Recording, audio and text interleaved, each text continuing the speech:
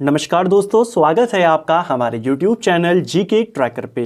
देखिए फ्रेंड्स, आज की वीडियो में हम बात करेंगे जो हमारी एक सीरीज है टॉप जीके एमसीक्यू सीरीज, जिसमें हम जीके के उन क्वेश्चंस को यहाँ पे कवर करते हैं जो आपसे कई बार एग्जाम में पूछे गए हैं और जिनके पूछे जाने के चांसेस कई ज्यादा होते हैं। ये हमारा इस सीरीज का 29वां पार्ट है। अगर आपने इससे पहले की क्लासेस को नहीं देखा है, आप उनको प्लेलिस्ट में जाके देख सकते हैं। जैसा आप जानते हैं, हम यहाँ पर सिर्फ क्वेश्चन आंसर को कवर नहीं करते, बल्कि उनसे रिलेटेड जितने आपके एक्स्ट्रा फैक्ट्स होते हैं, एक जैसे क्वेश्चन होते हैं, सभी को यहीं पर क्लियर करते हुए चलते हैं, जिससे आपके प्रीवियस ईयर के क्वेश्चन के साथ साथ कॉन्सेप्ट भी क्लियर हो जाता है और आपका रिवीजन भी यहाँ पर हो जाता है। तो चलिए दोस्तों, आज की वीडियो को शुरू करते हैं। आज का हमारा पहला प्रश्न है, प्रथम हूण आक्रमण किसके समय में हुआ था?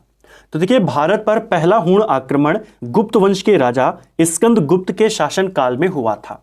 स्कंद गुप्त की अगर हम बात करें, 455 से लेकर 467 तक ये शासन करता है और इसी के शासन काल का हमें एक अभिलेख मिलता है, इसका भीतरी स्तंभ लेख, और इसी में पहले हूण आक्रमण की जानकारी हमें मिलती है।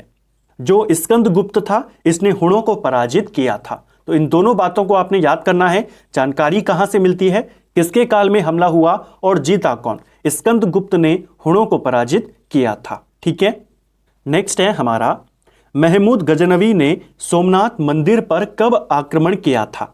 तो महमूद गजनवी की अगर बात करें तो इसने भारत पर कुल 17 आक्रमण किए थे, जिसमें सबसे जो फेमस आक्रमण था, सर्वाधिक महत्वपूर्ण आक्रमण था, वो सोमनाथ मंदिर पर किया गया आक्रमण था।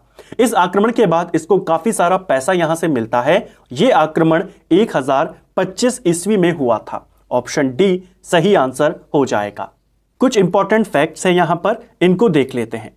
महमूद गजनवी ने 1000 ईस्वी से लेकर 1027 ईस्वी तक कुल 17 बार भारत पर आक्रमण किया था।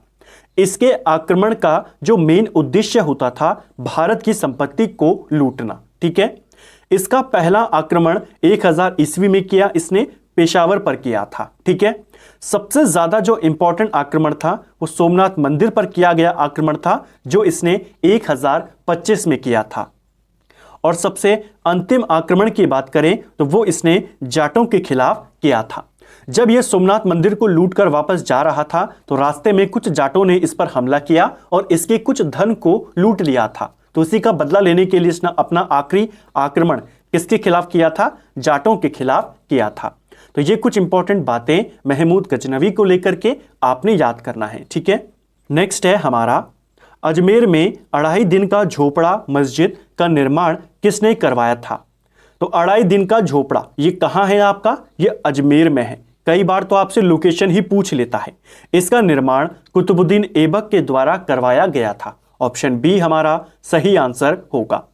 और किस किस का निर्माण करवाया है ऐबक ने? तो देखिए, दिल्ली में एक मस्जिद है, कुव्वत उल इस्लाम मस्जिद। इसे भारत की पहली मस्जिद माना जाता है। इसका निर्माण भी ऐबक करवाता है। इसके अलावा जो दिल्ली का कुतुब मीनार है, इसका निर्माण भी कुतुबुद्दीन ऐबक शुरू करवाता है। खत्म कौन करवाता है? इल्तुतमिश। तो कुतुब मीनार का निर्माण शुरू करने का श्रेय भी ऐबक को जाता है। ठीक है, नेक्स्ट है, सल्तनत काल का वह शासक जिसने खम्स नामक कर से कोई हिस्सा नहीं लिया था। तो देखिए, सल्तनत काल का एक फेमस टैक्स था खम्स, और इस पे से कोई भी हिस्सा नहीं लिया था सिकंदर लोदी ने।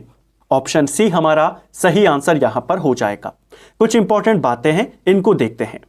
खम्स लुटे हुए धन, खानों, भूमि में गड़े हुए खजाना, इसको बोला जाता था। यानी कि अगर सेना कोई धन लूट कर लेकर आती है, या उसे खान से कोई सोना मिलता है, या भूमि में गड़ा हुआ कोई खजाना मिलता है, तो उसके ऊपर जो टैक्स लगता था उसको खम्स बोला जाता था। इसके ऊपर जो 1/5 हिस्सा होता था वो सुल्तान का होता था, बाकी का 4/5 हिस्सा सैनिकों का होता था। तो इसको भी आपने याद करना है। लेकिन जो फिरोज तुगलक था, फिरोज शाह तुगलक, इसके अलावा बाकी सभी राजाओं ने 4/5 अपने पास रखा और 1/5 सैनिकों को दिया। और इनमें से सिकंदर लोदी ऐसा शासक था जिसने इसमें से कुछ भी अपने पास नहीं रखा। हालांकि प्रॉपर ये नहीं लिखा गया है कि खम्स में से उसने कुछ अपने पास नहीं रखा। बुक्स में सिर्फ इतना लिखा गया है कि उसने गड़े हुए खजाने में से कुछ भी अपने पास नहीं रखा, क्योंकि इसमें से भी जो टेक्स्ट जाएगा वो भी खम्स कहलाता था।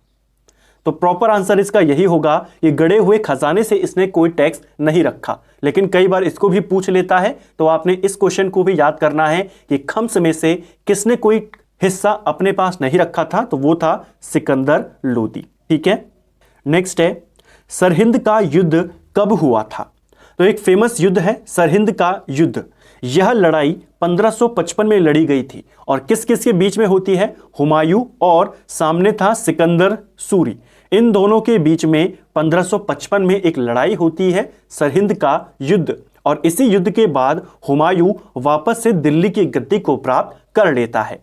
इसको भी आपने याद करना है। कुछ इंपॉर्टेंट बातें हुमायूं को लेकर के उनको देखते हैं। हुमायूं और शेरशाह सूरी के मध्य में दो युद्ध होते हैं। एक था चौसा का युद्ध, एक था बिलग्राम का युद्ध, जिसे कन्नौज का युद्ध भी कहते हैं। चौसा का युद्ध 1539 में लड़ा गया। हुमायूं इस युद्ध में पराजित हुआ। इसके बाद 1540 में इन दोनों के बीच, शेरशाह सूरी और हुमायूं के बीच एक और लड़ाई हुई जिसे हम कन्नौज का युद्ध कहते हैं। इस युद्ध में भी हुमायूं पराजित हुआ और उसे दिल्ली छोड़कर जाना पड़ा, यानी कि दिल्ली की गद्दी से हटना पड़ा और दिल्ली पर सूरवंश की स्थापना हो जाती है। इसी वंश का अंतिम राजा था सिकंदर सूरी, और सिकंदर सूरी के साथ हुमायूं की एक लड़ाई होती है 1555 में, जिसे सरहिंद का युद्ध कहते हैं। इस युद्ध में हुमायूं जीत जाता है और दिल्ली पर वापस मुगल वंश की स्थापना हो जाती है।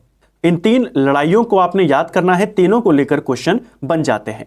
हुमायूं को लेकर के एक क्वेश्चन और याद करना, स्वर्ण सिक्का जारी करने वाला पहला मुगल शासक हुमायूं था। क्योंकि बाबर तो 4 ही साल शासन करता है, उसमें भी वो लड़ाइयां करता है, तो उसके पास इतना टाइम उसको नहीं मिला। तो पहला सोने का सिक्का जारी करने वाला मुगल कौन था, हुमायूं था। ठीक है, नेक्स्ट है पंचतंत्र का अनवार ए सुहेली नाम से फारसी भाषा में अनुवाद किसने किया है। तो पंचतंत्र की बात करें, इसके रचयिता कौन है, विष्णु शर्मा। ठीक है, और पंचतंत्र का फारसी में अनुवाद अनवार ए सुहेली नाम से हुसैन इब्न अली वैस के द्वारा किया गया है। ऑप्शन ए हमारा सही उत्तर होगा। निम्नलिखित में से किसे मुगल बादशाह द्वारा निजाम उल मुल्क की उपाधि प्रदान की गई थी। तो देखिए, ये जो चारों के चारों नाम है यहाँ पर, ये सभी मुगलों के अधीन थे और बाद में यही चारों अलग अलग स्वतंत्र राज्यों की स्थापना कर देते हैं। जैसे शहादत खान स्वतंत्र अवध की स्थापना करता है, चिनकिलीज खान ये स्वतंत्र हैदराबाद की स्थापना करता है, मुर्शिद अली खान ये आपका बंगाल की स्थापना करता है, सदातुल्ला ये स्वतंत्र कर्नाटक की स्थापना करता है। कई बार इनके नाम पूछ लेते हैं। हैदराबाद वाला बहुत बार पूछा जाता है, हैदराबाद की स्थापना कौन करता है, स्वतंत्र हैदराबाद की, तो ये करता है चिनकिलीज खान। ठीक है, 1724-25 के मध्य में ये स्वतंत्र हैदराबाद की स्थापना करता है और इसी को मुगल ने निजामुल मुल्क की उपाधि दी थी। किसने दी थी, मुगल राजा मोहम्मद शाह के द्वारा। तो दोनों नाम याद करने हैं। क्वेश्चन बनता है स्वतंत्र हैदराबाद की स्थापना किसने करी, या तो ऑप्शन में निजामुल मुल्क देगा या फिर चिनकिलीज खान देगा, दोनों एक ही नाम है। ठीक है, कुछ इंपॉर्टेंट बातें यही हैं जो हमने देखी। मोहम्मद शाह ने इसे दक्कन का वाइसरॉय बनाया और इसने फिर स्वतंत्र हैदराबाद की स्थापना करी 1724-25 में। नेक्स्ट है स्थायी बंदोबस्त व्यवस्था किस वर्ष में लागू की गई थी। स्थायी बंदोबस्त, जिसे जमींदारी बंदोबस्त भी कहते हैं, इसे 1793 में लागू किया गया था। कौन इसे लागू करता है, तो इसे लागू करता है कॉर्नवालिस। ठीक है, कुछ इंपॉर्टेंट फैक्ट्स हैं, उनको देख लेते हैं। स्थायी बंदोबस्त, जिसे जमींदारी बंदोबस्त कहते हैं, इसे लागू कॉर्नवालिस करता है, 1793 में करता है। यह जो व्यवस्था थी ये ब्रिटिश भारत के 19% हिस्से पर लागू थी। देखिए, 3 इंपॉर्टेंट भूमि व्यवस्था थी उस समय की जो अंग्रेजों ने लागू करी थी। एक थी स्थायी बंदोबस्त, एक थी रैयतवाड़ी व्यवस्था और एक थी महलवाड़ी व्यवस्था। तो कौन कितने प्रतिशत हिस्से पर थी यह भी पूछा जाता है और किसने किसको शुरू किया था यह भी पूछा जाता है। स्थायी बंदोबस्त कॉर्नवालिस ने शुरू करी, ये 19% पे थी। सबसे ज्यादा क्षेत्र में रैयतवाड़ी व्यवस्था लागू थी, ये 51% क्षेत्र पे लागू थी। इसके बाद आती है महलवाड़ी व्यवस्था। महलवाड़ी व्यवस्था जो थी ये 30% एरिया पर लागू थी। तो इसको भी आपने याद करना है, ठीक है। सबसे कम में तीनों में से कौन है? स्थायी बंदोबस्त। ये परसेंटेज भी पूछे जाते हैं कि सर्वाधिक ब्रिटिश क्षेत्रों पर लागू की गई भू राजस्व व्यवस्था कौन सी थी, तो आप बताएंगे रैयतवाड़ी ये सबसे ज्यादा थी। स्थायी बंदोबस्त कॉर्नवालिस लाता है, रैयतवाड़ी व्यवस्था थॉमस मुनरो लाता है और महलवाड़ी व्यवस्था को हॉल्ट मैकेंजी लाता है। इन तीनों के नाम भी आपने याद करने हैं। पूना सार्वजनिक समाज की स्थापना किसके द्वारा की गई थी? तो कहीं पर पूना सार्वजनिक सभा है, कहीं पर पूना सार्वजनिक समाज है। इसकी स्थापना 1870 में महादेव गोविंद रनाडे MG रनाडे के द्वारा की गई थी। कहीं कहीं पर इसकी स्थापना 1867 दी गई है, वो गलत है। आपने 70 को ही याद करना है, ठीक है। अगर 70 ऑप्शन में नहीं होगा तो फिर आप इसकी तरफ देखेंगे, लेकिन अगर दोनों आते हैं तो 67 वाला गलत है, 70 वाला सही है। MG रनाडे की बात करें, इनको लेकर भी 2-3 बातें आपसे पूछी जाती हैं। जो MG रनाडे हैं, इनको गोपाल कृष्ण गोखले का गुरु माना जाता है और गोपाल कृष्ण गोखले को महात्मा गांधी का गुरु माना जाता है। तो एक तो आपको यह याद करना है। दूसरा, इन्हीं रनाडे के द्वारा डेक्कन एजुकेशन सोसाइटी में महत्वपूर्ण योगदान दिया गया था इसकी स्थापना में। डेक्कन एजुकेशन सोसाइटी यह 1880 में बनती है और इसके कई सारे संस्थापक थे, लेकिन उनमें महत्वपूर्ण कौन थे? MG रनाडे। MG रनाडे को महाराष्ट्र का सुकरात भी बोला जाता है, यह भी आपने याद करना है, ठीक है। मद्रास की संधि किनके बीच में हुई थी? तो मद्रास की संधि यह होती है 1769 में अंग्रेज और हैदर अली के बीच में होती है। ऑप्शन ए हमारा सही आंसर होगा। देखिए 3 मैसूर युद्ध होते हैं, 4 मैसूर युद्ध होते हैं, पहले भी हमने बात करी। जो प्रथम आंग्ल मैसूर युद्ध था 1767 से लेकर 1769 तक चलता है और यह खत्म होता है मद्रास की संधि के साथ। किस किस के बीच में होती है? हैदर अली और अंग्रेजों के बीच में। इस समय बंगाल का गवर्नर कौन था?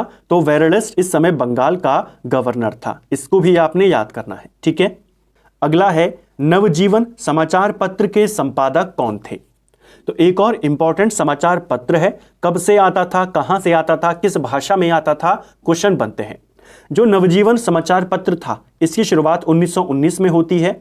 अहमदाबाद से आता था और गुजराती में छपता था। इसको निकाला था महात्मा गांधी ने। ऑप्शन सी सही आंसर होगा। महात्मा गांधी के द्वारा 2-3 अखबार और थे जिनके बारे में पूछा जाता है, जैसे हरिजन पत्रिका। इन्होंने कब निकाली थी हरिजन पत्रिका? 1933 में। पूना से आती थी, हिंदी में आती थी। इंडियन ओपिनियन ये भी महात्मा गांधी का पत्र था। 1903 में दक्षिण अफ्रीका से आया था, अंग्रेजी में आता था। नवजीवन हमने देख लिया। एक और था यंग इंडिया, ये 1919 में अहमदाबाद से आता था, अंग्रेजी में आता था। तो महात्मा गांधी के पत्रों के नाम आपने याद करने हैं। नेक्स्ट है हमारा कुचिपुड़ी नृत्य निम्नलिखित में से किस राज्य से संबंधित है? तो लोक नृत्य को लेकर भी क्वेश्चन बनते रहते हैं, कौन किस राज्य का है। कुचिपुड़ी की बात करें, यह आपके आंध्र प्रदेश का लोक नृत्य है। ऑप्शन डी सही आंसर हो जाएगा। कुछ इंपॉर्टेंट नृत्य और उनसे रिलेटेड राज्य आपको याद करने हैं। भरतनाट्यम की बात करें, यह तमिलनाडु का है। कथकली ये केरल का है। मोहिनीअट्टम ये भी केरल का है। कुचिपुड़ी हमने देखा आंध्र प्रदेश का है और साथ में कथक ये आपके उत्तर भारत का है। तो इनको भी आपने याद करने हैं। डांस और उनसे जुड़े हुए राज्य कई बार पेपर में पूछे जाते हैं। नेक्स्ट है आसपा कानून कब पारित किया गया था? तो देखिए आसपा कानून की अगर हम बात करते हैं, नॉर्थ ईस्ट पर काफी समय तक ये एक्टिव रहा था, तो इसको देख लेते हैं। इसे लागू किया गया था 1958 में। ऑप्शन सी सही आंसर होगा। कुछ इंपॉर्टेंट फैक्ट्स इससे रिलेटेड। इसका पूरा नाम है armed forces special power act, ठीक है। 1958 में इसे मणिपुर और असम में लागू किया गया। 1972 में त्रिपुरा, मेघालय, अरुणाचल, मिजोरम, नागालैंड में लागू किया गया। 1983 में इस कानून को पंजाब में लागू कर दिया गया और 1990 में इसे जम्मू कश्मीर में लागू कर दिया गया। वर्तमान की बात करें तो वर्तमान में यह कानून असम में, इसके अलावा नागालैंड में, इसके अलावा मणिपुर में और अरुणाचल प्रदेश के कुछ हिस्सों में लागू है। इसको भी आपने याद करना है, ठीक है। नेक्स्ट है सिकंदर की मृत्यु के बाद भारत ने अपनी गर्दन से दासता का जुआ उतार फेंका और साथ ही अपनी गवर्नरों की हत्या कर दी। इस मुक्ति युद्ध का नायक सेंड्रोकोट्स था। चंद्रगुप्त के विषय में यह किसने लिखा है? तो देखिए, क्वेश्चन कई बार आपसे पूछा गया है कि चंद्रगुप्त मौर्य को सेंड्रोकोट्स किसने कहा। यह आपने कई बार पढ़ा है, हम सभी जानते हैं किसने कहा है, जस्टिन ने कहा है। जस्टिन एक यूनानी लेखक है और इसी ने चंद्रगुप्त मौर्य को क्या बोला, सेंड्रोकोट्स बोला। लेकिन प्रॉपर इसने लिखा क्या है? तो इसने ये पूरा पैराग्राफ लिखा है, ठीक है, कि सिकंदर के मरने के बाद भारत ने गुलामी को त्याग दिया और जो सिकंदर ने अपने गवर्नर यहां पर नियुक्त किए थे उनकी हत्या कर दी। और इस मुक्ति युद्ध का नायक कौन था? सेंड्रोकोट्स था। तो किसने बोला है? जस्टिन ने बोला है, ठीक है। कुछ इंपॉर्टेंट फैक्ट्स, चंद्रगुप्त को सेंड्रोकोट्स किसने बोला? हमने देखा जस्टिन ने बोला। इसी जस्टिन ने चंद्रगुप्त की सेना को लुटेरों की सेना बोला था, इसको भी याद करना है। और बाद में विलियम जोन्स करके एक व्यक्ति आया और जिसने बोला कि ये जो सेंड्रोकोट्स की बात यहां पर की जा रही है, ये कौन है? ये चंद्रगुप्त मौर्य है। तो सेंड्रोकोट्स की चंद्रगुप्त मौर्य के तौर पर पहचान किसने करी? ये करी विलियम जोन्स ने। इसको भी आपने याद करना। कहा किसने? ये कहा जस्टिन ने। ये एक सेंड्रोकोट्स करके नाम का राजा है जिसने सिकंदर के बाद भारत को मुक्ति यहां पर दिलाई। विलियम जोन्स ने कहा कि ये सेंड्रोकोट्स कौन है? चंद्रगुप्त मौर्य है। तो दोनों आपने याद करना है, ठीक है। जब कोई देश अपनी मुद्रा का अवमूल्यन करता है तो इसका प्रभाव क्या होता है? जब भी कोई देश अपनी मुद्रा का अवमूल्यन करता है, डी एवल्यूशन करता है, तो इसका दो प्रभाव होते हैं। पहला, निर्यात सस्ता हो जाता है, दूसरा आयात महंगा हो जाता है। तो दूसरा और तीसरा इसका सही आंसर हो जाएगा, ठीक है। अब कुछ फैक्ट्स हैं, इनको देखते हैं। देखिए, अवमूल्यन का अर्थ क्या होता है? अन्य मुद्रा की तुलना में स्वदेशी मुद्रा के मूल्य को घटा देना, यह कहलाता है अवमूल्यन। इसका उद्देश्य क्या होता है, क्यों किया जाता है? निर्यात को प्रोत्साहित करने के लिए। इसको याद करेंगे, ठीक है। यानी इससे निवेश आसान हो जाता है, बाहर से पैसा आना आसान हो जाता है, क्योंकि अगर आपके मार्केट में, आपके बाजार में सामान की कीमत अगर आपने कम कर दी है तो आपके पास ज्यादा निवेश आएगा, आपके पास ज्यादा ग्राहक आएंगे। बेसिकली आप यहां से समझ सकते हैं। तो निर्यात को प्रोत्साहित करने के लिए, निवेश लाने के लिए अवमूल्यन किया जाता है। अवमूल्यन से विदेशी बाजार में निर्यात सस्ता हो जाता है और घरेलू बाजार में आयात महंगा हो जाता है। तो इसको आपने याद करना है, ठीक है। आजादी के बाद से अब तक कितनी बार भारतीय रुपए का अवमूल्यन किया गया है? तो आजादी के बाद से अब तक 3 बार इंडियन करेंसी का अवमूल्यन किया गया है। कब कब किया गया है? 3 बार हुआ है। पहली बार 20 सितंबर 1949 को, दूसरी बार 6 जून 1966 को और तीसरी बार 1 जुलाई 1991 होगा यहां पर, ठीक है, 1991 को। और जो ये 91 में हुआ था, इसे 2 चरणों में किया गया था। इसको भी आपने याद करना है, ठीक है। इन तीनों को याद करना है। 1949, 66 और यहां पर 1991 होगा, ठीक है। नेक्स्ट है, भारत में ऊनी वस्त्र की पहली मिल कहां स्थापित की गई थी?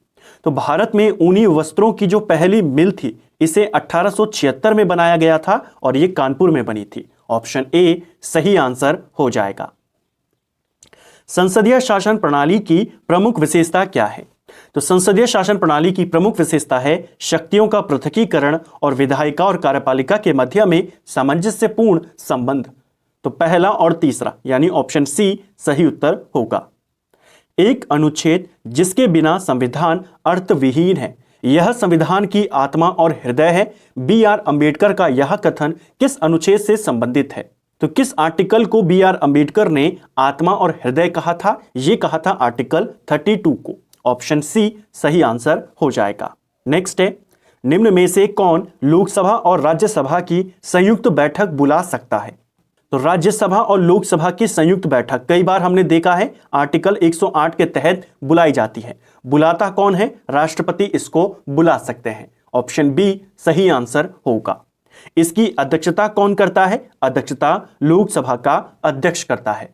अगर ये प्रेजेंट ना हो तो कौन करेगा? तब लोकसभा का उपाध्यक्ष करता है। अगर लोकसभा का उपाध्यक्ष भी ना हो तो राज्यसभा के उपसभापति करते हैं, ठीक है।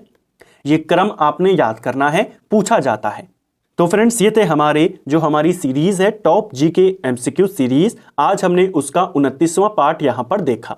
आमतौर पे हम इस सीरीज के हर पार्ट में 30 क्वेश्चंस को यहां पे कवर करते हैं, लेकिन आज के वीडियो में हम यहां पे 20 को ही कवर करेंगे। कोशिश करेंगे जल्दी से फिर इसको दोबारा से 30 पे करने का, क्योंकि थोड़ा सा जुकाम है और उसकी वजह से बोलने में थोड़ी सी दिक्कत है, तो ज़्यादा क्वेश्चंस को मैं यहां पर लेकर नहीं आ पाया।